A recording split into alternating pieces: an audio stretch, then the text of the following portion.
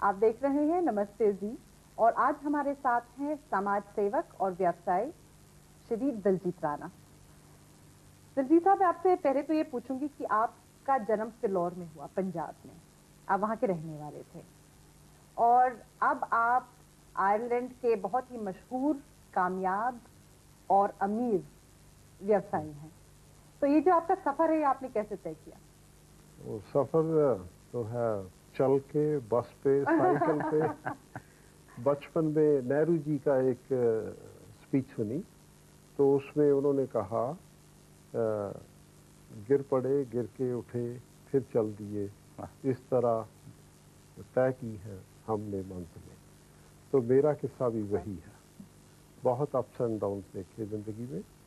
बचपन में पाकिस्तान पार्टीशन, और फिर यहाँ से इंग्लैंड चले गए, पता नहीं था वहाँ क्या होगा। तो वहाँ जाके बहुत डिसअपॉइंटमेंट हुई।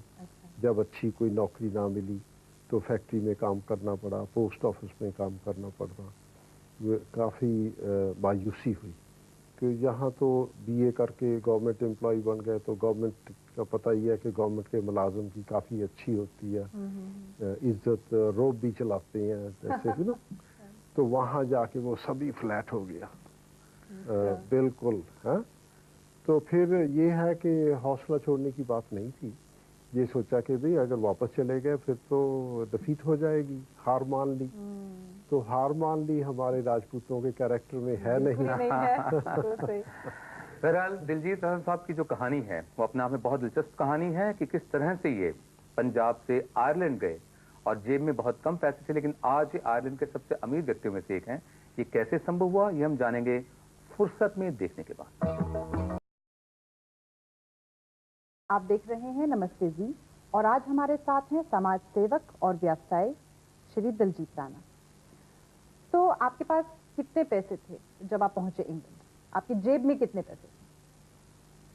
मेरी जेब में हाफ क्राउन था, जो आज के डेसिमलाइज करेंसी में 12.5 पेंस बनते हैं।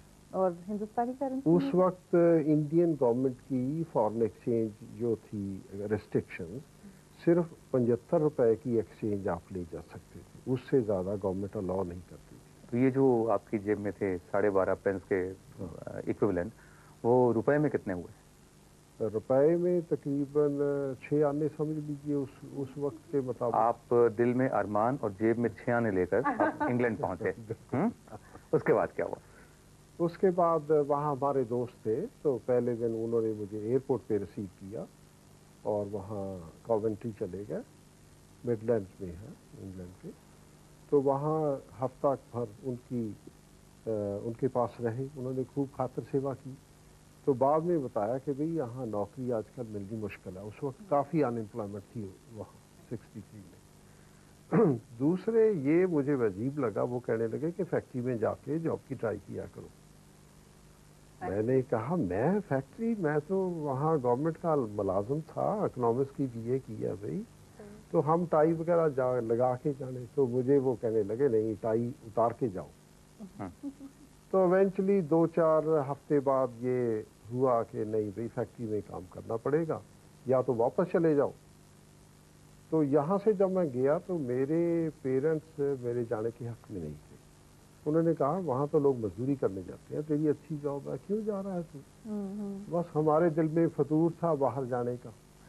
तो वापस आते तो हार होती, तो इसलिए फिर वहाँ फैक्ट्री में काम किया, फिर पोस्ट ऑफिस में काम किया। आपकी जो नेट वर्थ है आज के दिन 28 मिलियन पाउंड आंकी गई है, ये ज्यादा है? हाँ, कुछ ऐसे ही है। 28 मिलियन पाउंड रुपयों में कितने हुए? ये तो आप ही हिसाब लगा लो। अंदाजा नहीं बताइए।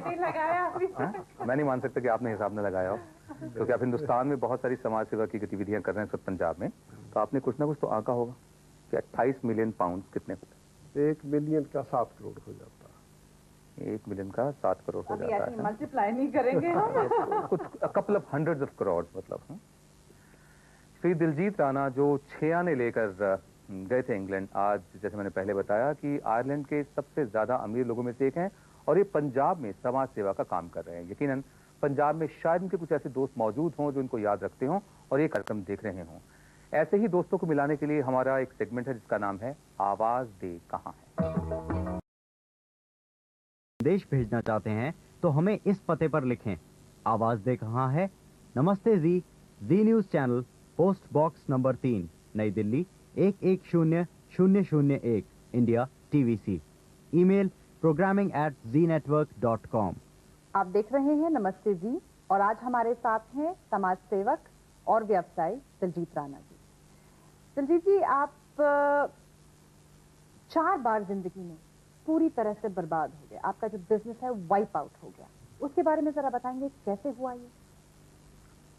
वहाँ नॉर्दर्न आयरलैंड में उनकी टेररिस्ट मूवमेंट थी। वहाँ 40% कैथलिक्स हैं, 60% प्रोटेस्टेंट्स हैं। तो उनमें जद्दोजहद है, क्योंकि आयरलैंड की पार्टीशन हुई थी। नॉर्दर्न आयरलैंड अभी भी यूके का पार्ट है, सदर्न आयरलैंड आज़ाद हो गया था। तो वहाँ के जो कैथलिक्स हैं उन्होंने पार्टीशन कभी एक्सेप्ट नहीं की, तो कुछ अनफेयर ट्रीटमेंट था। तो वहाँ 68 से ये टेररिस्ट मूवमेंट चल रही है। आप कितने दफे इस आतंकवाद के शिकार हुए, कब कब हुए? कई बड़े इंसिडेंट हुए, कई छोटे हुए, सभी मिला के ज़्यादा 20 से ज़्यादा है।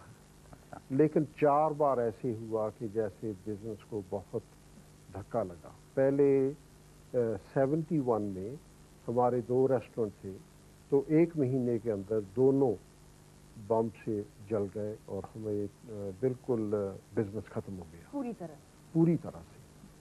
तो उस वक्त गए भी मुझे थोड़े अरसा हुआ था, 4 साल वहाँ नॉर्दर्न आयरलैंड में गए हुए थे। तो बहुत था कि भाई क्या करें, अब तो जो था वो तो सब उजड़ गया, और छोटी फैमिली और कई जो कमिटमेंट्स थी घर की और की। तो ये था कि या तो भाई वो बैग पैक करके वापस चले जाओ इंग्लैंड, वहाँ जाके नौकरी कर लो, या अमेरिका चले जाओ। सोच विचार के यही किया कि नहीं यहीं रहो, यहीं हार नहीं माननी। अगेन वही दिल में है कि हार नहीं माननी। तो दोबारा फिर बिजनेस 72 में शुरू किया, बड़े थोड़े पैसों से। कितने पैसे थे? 500 पाउंड से दोबारा शुरू किया। तो उस मुल्क में 72 में 500 पाउंड कुछ भी नहीं थे, और 500 पाउंड में बिजनेस शुरू करना, किसी को कहो तो कहेगा नहीं 500 पाउंड में कैसे बिजनेस हो सकता, नहीं हो सकता। लेकिन मेरी ये बिलीफ है कि बिजनेस करने के लिए पैसा ही ज़रूरी नहीं है।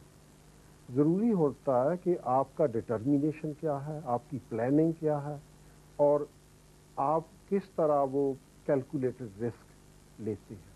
जी। तो इस तरह आपने 500 पाउंड से दोबारा बिजनेस शुरू किया। फिर उसके बाद भी वहाँ बहुत टेररिज्म चल रहा था।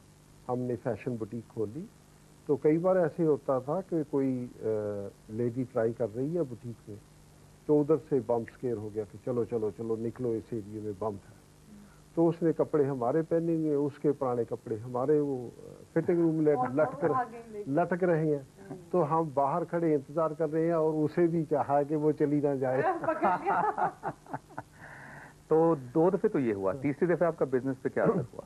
फिर हमने होटल खोला उधर 20 साल में, पहला होटल नॉर्दर्न आयरलैंड में हमने खोला। बहुत होटल बंद हो गया टेररिज्म की वजह से 70s और 80s। प्लाजा होटल, अगर प्लाजा हमने फिर 90 में खोला, पहला main big hotel in the city centre.